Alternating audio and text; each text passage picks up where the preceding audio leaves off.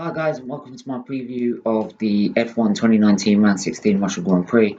Sorry this is very late, I just had uni start. I would have done it on Friday, but I was stuck at uni because uni started again for me, so my second year.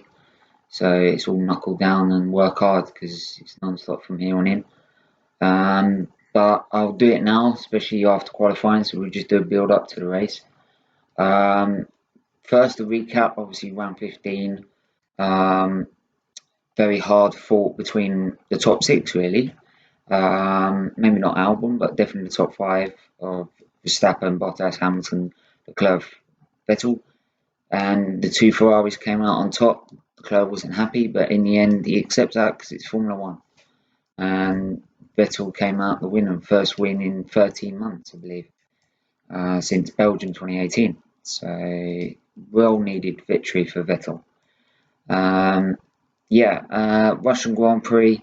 It's been a dominant race for Mercedes throughout the years. They've won every single Grand Prix since its inception in 2014.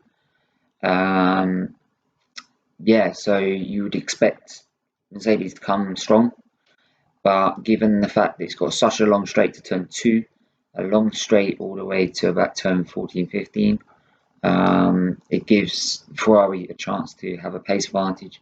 Plus, also as well with their new upgrades they've got from Singapore, makes them now the sort of favourites for a lot of the Grand Prix. I've looked forward into sort of where Mercedes could be more better, and I'm struggling. USA might be one, but they've still got two straights, and they just gained half a second on those straights, and then it's just impossible to catch up. So Mercedes have got to find an answer because it's not secure yet. The championship's not secure yet. Leclerc is level with I think Verstappen. Bottas obviously still second and losing points to Hamilton, but sooner or later Leclerc and that could catch up to Hamilton if he's not careful. So they've got to find an answer. After Friday practice, it looked like it was going to be a close fight between a lot of them again, a bit like Singapore was. But we knew probably by FP3 that Ferrari were going to start containing something in the locker. And it did, because Saturday they just turned the engines up and boom, put out half a second on people, on the rest of the grid. And immediately you went, oh, right, I thought we had a chance there. So we got to qualifying. Qualifying was intriguing. Vettel ended up compromised after Q1. Q2,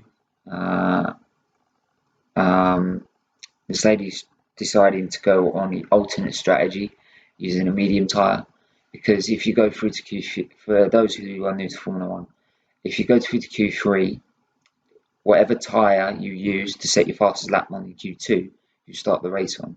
So in some races where the soft tyre just degrades like hell and lasts like no laps, like China, you want to start on the medium tyre because it gives you better options in terms of strategy in the race. So that's what Mercedes tried to do. Ferrari went soft for their runs. So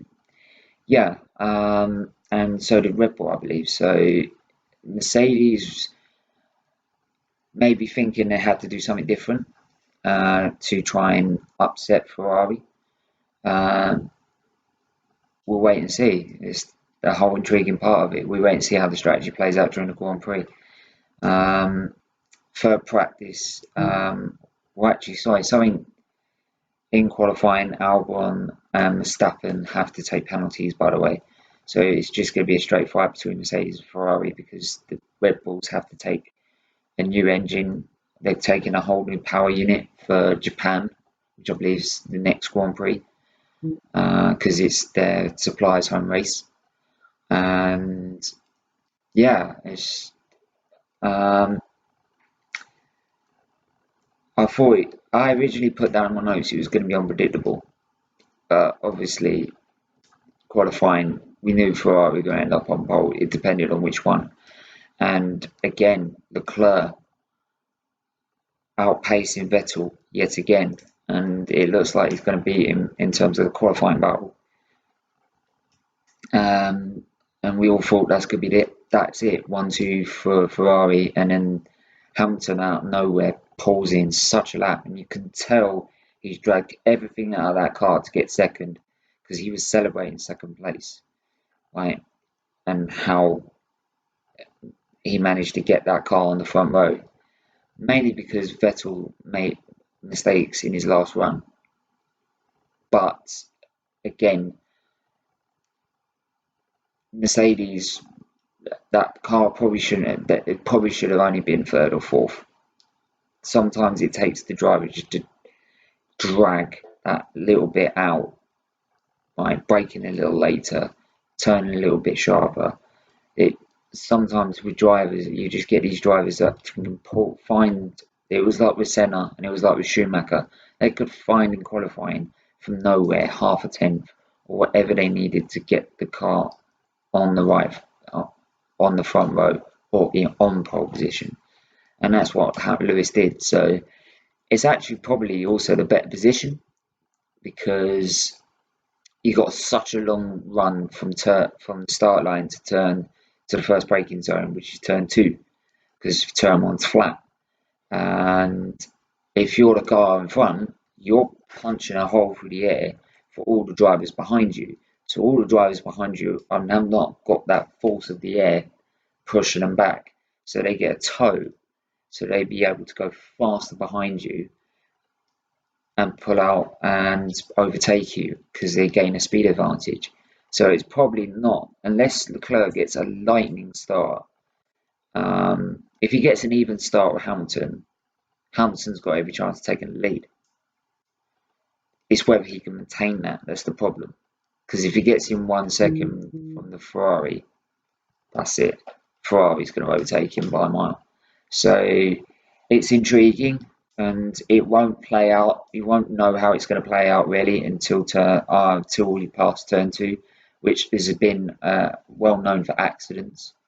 2016, Vettel got hit not once but twice, turn 2 and turn 3, by who he called the torpedo, Daniel Kvyat, which actually cost him the seat in that year, so to Max Verstappen. So yeah, it all depends on how turn 2, turn 3, a bit like how any race sort of pans out. After turn 1, you start seeing where the strategy is going to start playing in. So yeah, it's going to be a lot closer on race pace. Let's put it that way. I feel that Ferrari, though they've got now more upgrades in downforce, their tyre management, which is key in any Grand Prix. Maybe not so much this, because this has been such a well-known circuit for slip-ups. Not slip-ups, sorry, for not degrading much. Rosberg pitted after lap 1, I think, in 2014, and he didn't have to pit again to get second. So, but they knew that year they were too conservative. But yeah, it's never been usually big on terms of tyre wear. So, but we know Ferrari have not been good enough in terms of running their tyres in the right temperature window. And if they don't run them in the temperature window, it doesn't care how much, if they're brand new, the car's not going to give you the grip you need. And Mercedes have constantly over the year been better at that. So I do feel that that's how they're going to be able to beat them on race pace. That's why race pace Mercedes have always been stronger than Ferrari. So, but like I said, we wait and see. My question, because I'm always starting to come up with a question for each Grand Prix, is should be an easy one, because obviously it's turbo hybrid here. I was trying to find a hard one. Should be quite easy.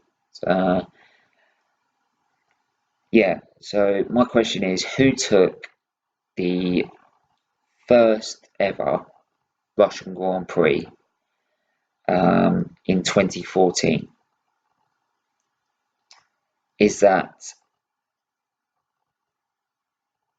A. Lewis Hamilton, B. Daniel Ricciardo, or C. Nico Rosberg. The reason I chose those three drivers is because they were the only drivers who won Grand Prix that year. So A. Lewis Hamilton, B. Daniel Ricciardo, or C. Nico Rosberg. Leave that in the comments below. Let me know your thoughts on the Grand Prix. And yeah, subscribe if you're new, leave a like, and I'll speak to you guys soon. Take care.